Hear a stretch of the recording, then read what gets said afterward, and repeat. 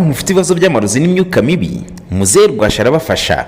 Ufite ibibazo by'amarozi y'amategano, amaryano cyangwa amatongerano, ibibazo bya karande zaguteje inyatsi ugakora ariko ntugire icyo ugeraho, urukundo ntiruguhira kubera karande uhora urengwa buri munsi, cyangwa wabaswe n'inzoga n'itabi, gana uyu musaza ukomoka Karagwe k'Abahinda gufashe. Hamagara 0780 45 42 66, ni 0780 45 42 66. Muzehe Rwasha, mugana gukongoreho karande kamiza miryango zakuzengereje.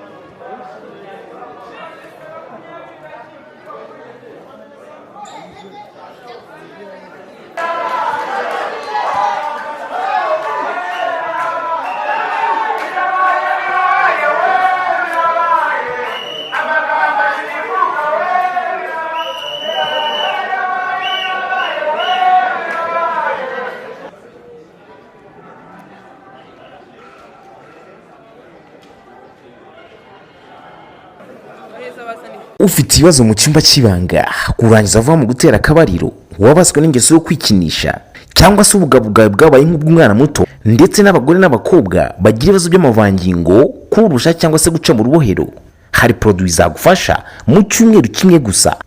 Hamagara cyangwa se twandikire kuri WhatsApp kuri 0780 45 42 66 maze tukohereza product aho uherereye hose.